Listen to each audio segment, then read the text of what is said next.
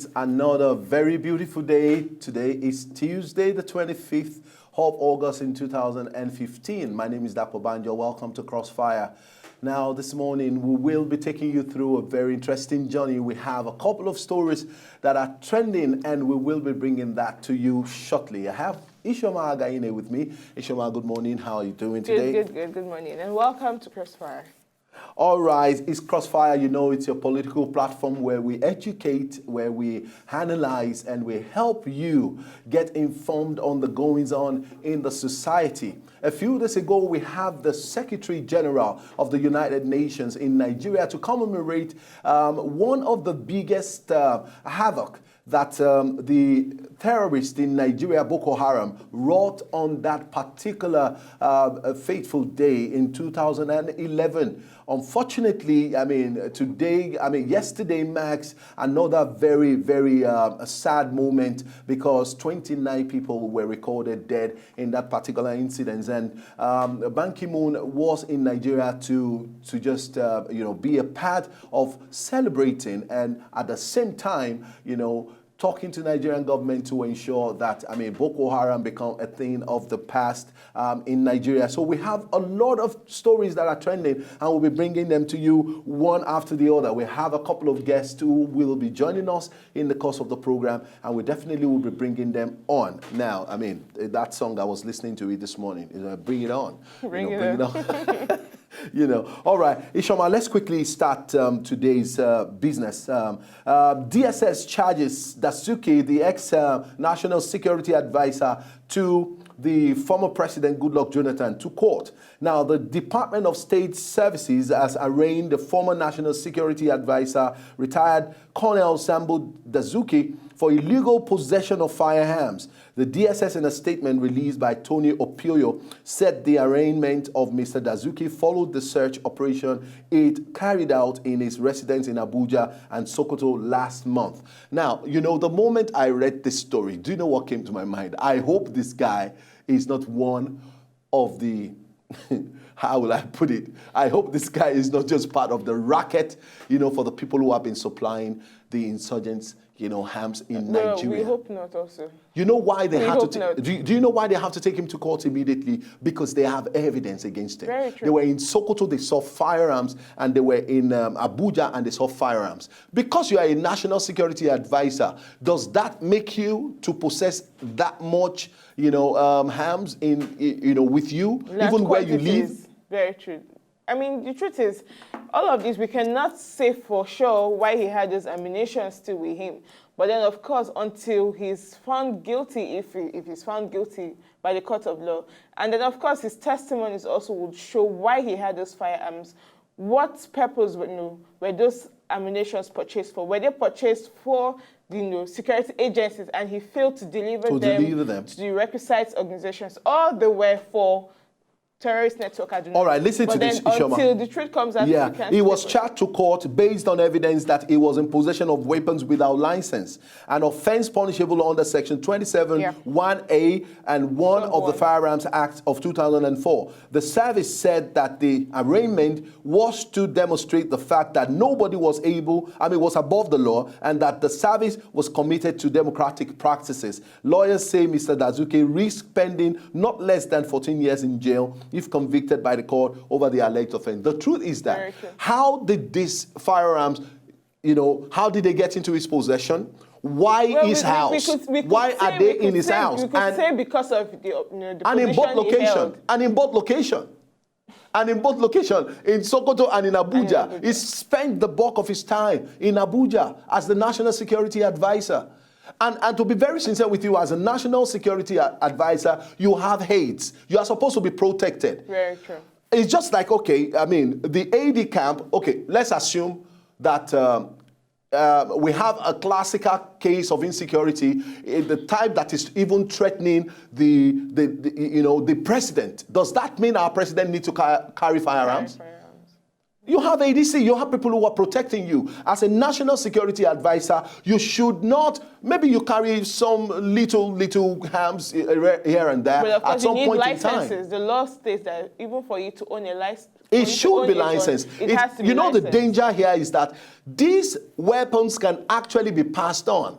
They can actually be given for people. I mean, and then don't forget that, okay, he lives in an apartment in Abuja, in Sokoto, where he is particularly not based. What if they break into his apartment or into his house and those firearms are carted away? Very true. This also throws, it's also making me understand some of the issues or some of the security breaches which occurred before the elections.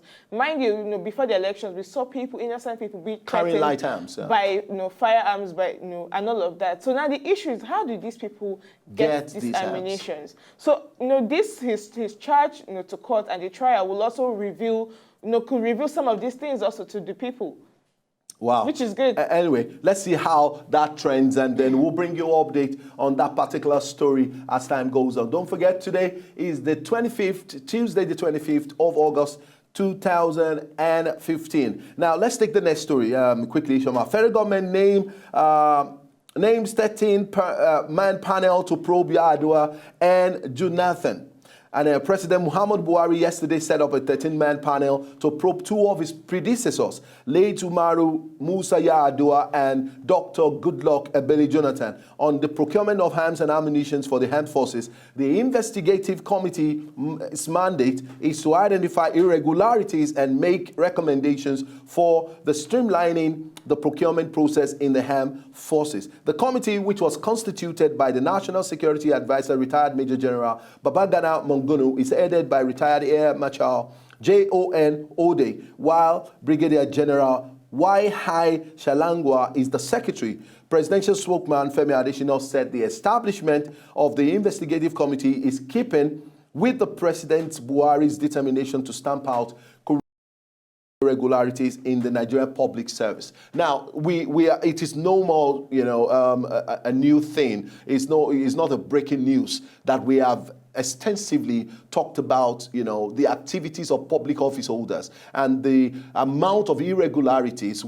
Talk about, processes, following the rule of law and following processes to get things done, properly. I really don't understand why Nigerians, especially public office holders, will not just follow standard operational procedures, creating bottlenecks and bureaucracies. And when we get to the story, we promised yesterday that we'll bring you updates on the visit of the Secretary General, UN Secretary General Ban Ki-moon to Nigeria, and we're coming to that really very soon. I just find it really very, mind-boggling that public office holders, people who are professionals in their particular fields of endeavor, will just naturally want to circumvent already laid down processes and procedures, to getting things done. There's a way that documents are meant to be passed across in the ministry. Somebody probably do a verification, somebody do the procurement, somebody did the storing, somebody did, the signing out of the... I don't know why it is so difficult for our ministries and public office holders to follow simple laid down procedures of getting things done properly. But then the beautiful part with this probe also is that not only will it seek to address the issues you also raised, but also let's look at the budgetary allocations.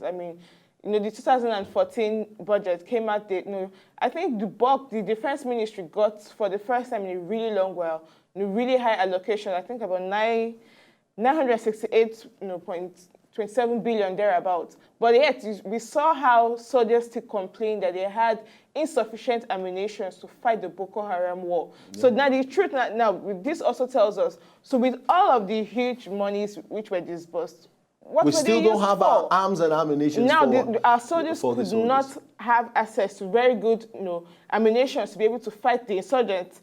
But now we were able to find out large quantities or numbers of ammunition stacked in an individual's house. So all of this rottenness, that's what the probe seeks to undo. Do you know this already informed? This was part of the things that contributed to the release of 2,500 soldiers and 102 officers who were released. Yes. All of these people were at the initial stage were going to be court-martialed. Yes. Thank God nothing happened before President Muhammadu Buhari took over. They would have killed these young men in vain, and the country would have lost. Families would have really lost precious, individuals, people who are meant to be good Nigerians who have signed on to actually fight, the cause of this nation. They would have just been, killed for the sake of killing them. I mean, when I read that story, individuals, not doing their duties as a way and through the proper channels. So all of this, I mean, I really hope Nigerians will be able to support the probe process and the cleanup process rather than tainting what should be done based on political differences. But if support the government on all of this and pay particular attention to how it's done so that we could also learn for future's sake, then I think it will be perfect. All right, let's quickly take Tig's last story. After taking this story, we will be taking you through another very, very interesting topic, or probably a concept that we believe so much in, and we're bringing it on, on the show. And that is talking about the Nigerian population. What exactly is the population of Nigeria? How many are we? How many people has Boko Haram killed? How many people are born today? How many people were born yesterday? How come we just don't have accurate data, the type that we know at every material point in time how many Nigerians that we have? How many are we in Nigeria? Ban Ki-moon demands release of Chibok girls. Now, this is a very pathetic story. I mean, every time we talk about the Chibok girls, it's 500 days today, for your information. And these girls have been missing. We don't even know. The president made a statement some time ago. He said, we're not even sure if the Chibok girls are alive. As one escapee, one of them was saying that the Chibok girls are actually still alive and they're somewhere in Sambisa forest. And up till now, with the close marking that the joint force, the joint military force, the re-energization that the Nigerian military has received in recent past, and and then the coalition of all the neighboring nations, to fight the insurgents in Nigeria. All of these things should probably by now culminate to releasing the girls. We haven't seen the girls. We don't even know what has happened to the girls. But I mean, it came around yesterday. The United Nations Secretary General, Mr. Ban Ki-moon, has called for the unconditional release of the abducted pupils of government secondary school Chibok, Borno State. The over 200 girls were abducted by Boko Haram insurgents on April 14th, 2013. They were seized from the hostel at night and had not been set free since then, notwithstanding the global outage and this incident has provoked. Now, Mr. Ki-moon, who spoke in Abuja, added that the regional engagement efforts being made by President Muhammadu Buhari to tackle insurgency will go a long way in destroying the insurgents. Mr. Ki-moon's call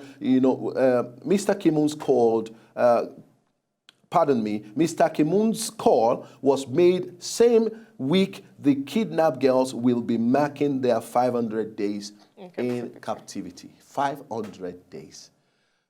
That is, I mean, sometimes I just try to put myself in the position of one of the parents of the girls. Very true.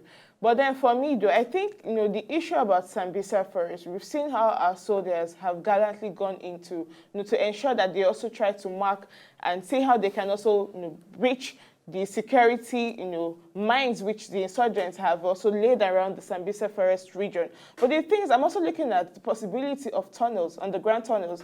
Could they have, in a bid to fool the Nigerian government? It's a desert, really. So yes, there's every possibility that they have things that they will like have that. Underground tunnels where these girls may have been hidden. So that even when the soldiers, they could probably be working on ground surface and then they're carrying out the nefarious activities on the ground. It's possible, but then these are some of the things close data surveillance, surveillance and data informations could also reveal. But the thing is, while we are so clamoring that the Chibok girls are released, let us not also forget that the insurgents did not kidnap only the schoolgirls. Women and men, young men and children have been missing from that region. So while we are working on encouraging the government and security forces to rescue these girls, let us also push and clamor that the innocent Nigerians who were kidnapped alongside or even before or after are also released.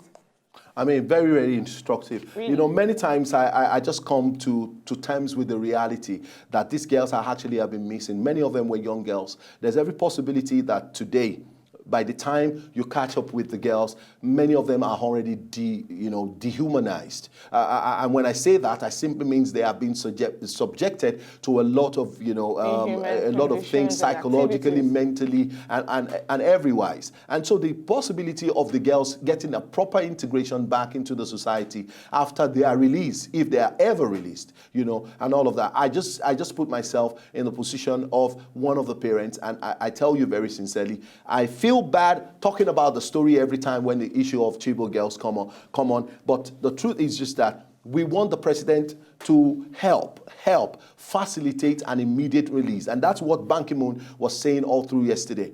We want them to be released unconditionally.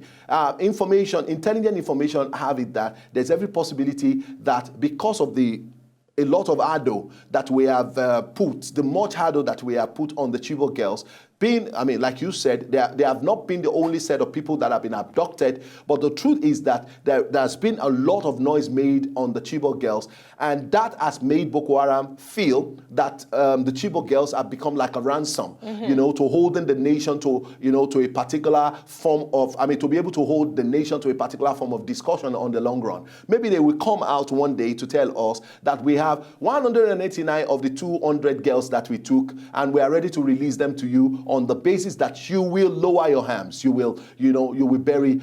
Let's come to a negotiation table. I believe in negotiation. I believe in negotiation.